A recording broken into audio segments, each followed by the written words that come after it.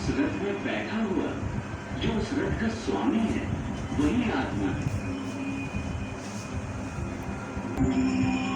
मनुष्य की इंद्रियां अपने विषयों की ओर आकर्षित होती रहती हैं।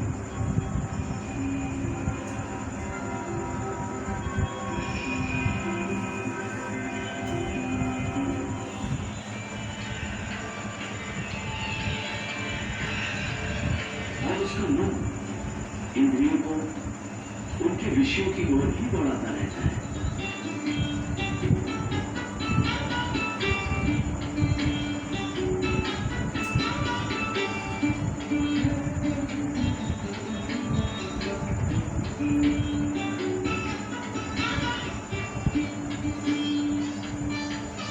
ये तभी तक हो सकता है जब तक जीवात्मा अपने मन को अपने काबू में ना लाए।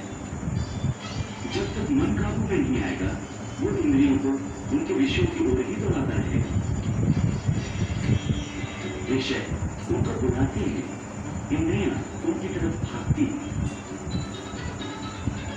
और मन जीवात्मा की परवाह किए बगैर रथ को उसको ले जाता है। परंतु जब तुम स्वयं मन के अधीन न रहकर मन को अपने अधीन कर लोगे तो वही मन एक अच्छे सारथी की तरह तुम्हारे शरीर रूपी रथ को सीधे प्रभु के चरणों में ले जाएगा।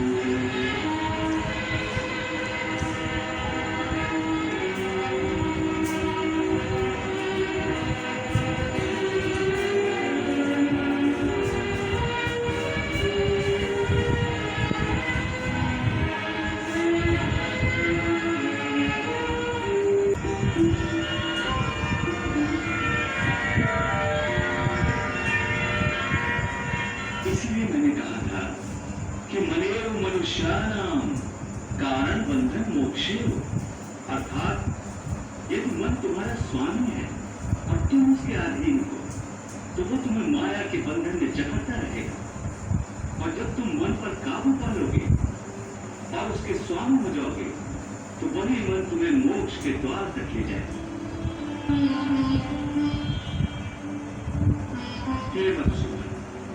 ये कहना तो बहुत आसान है कि तुम मन पर काबू पा लो, मन के स्वामी बन जाओ, परंतु यही तो सबसे दुष्कर कार्य है। देखिए शब्द, मन तो वायु की तरह चंचल है। जिस प्रकार बहती हुई हवा पर काबू पाना असंभव है, इसी प्रकार इस चंचल मन को अपने अधीन करना अति दुष्कर काम है। हे अर्जुन, तुम्हारा ये कहना सत्य है कि मन अति चंचल है, उसे अपने वश में करना बहुत मुश्किल है। मुश्किल है जनार्दन, असंभव है। नहीं अर्जुन, मुश्किल अवश्य है परंतु असंभव नहीं है। तुम्हारा कहना है कि मन को वश में करने का कोई तरीका, कोई साधन भी है? अवश्य है। क्या है वो तरीका? असंशयम महाबाहो मनो दुर्निग्रहम चलम अभ्यासेन तु कौन्ते वैराग्येन च गृह्यते। अर्थात मन को वश में करने के लिए उस पर दो तलवारों से प्रहार करना पड़ता है। एक तलवार अभ्यास की है और दूसरी तलवार है वैराग्य की। अभ्यास और वैराग्य, हाँ, अभ्यास और वैराग्य। देखो अर्जुन, अभ्यास का अर्थ है निरंतर अभ्यास। मन को एक काम पर लगा दो, वो वहां से भागेगा, उसे पकड़ कर लाओ, वो फिर भागेगा, उसे फिर पकड़ो। ऐसा बार बार करना पड़ेगा।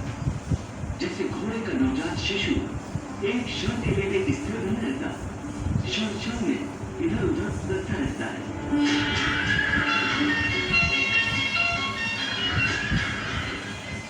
उसी प्रकार मन भी क्षण क्षण में इधर उधर एक चंचल घोड़े की तरह मन भी बड़ा चंचल होता है,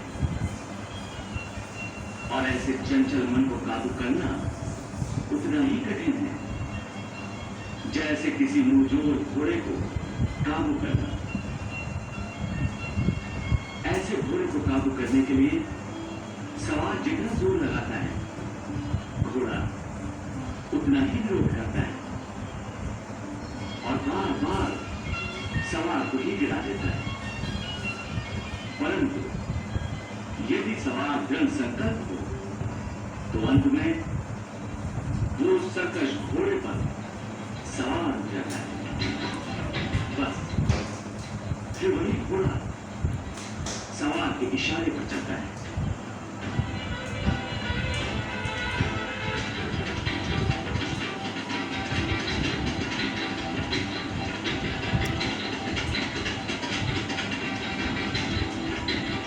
उसी प्रकार मन को भी नियंत्रण की रस्सी में बांधकर बार बार अपने रास्ते पर लाया जाता है, तो अंत में वो अपने स्वामी का कहना मानना शुरू कर देता है। इसी को कहते हैं अभ्यास की तलवार चलाना। जब अभ्यास की तलवार से ही मन ठीक रास्ते पर आ जाए, फिर वो दूसरी बैरागी की तलवार की क्या आवश्यकता है?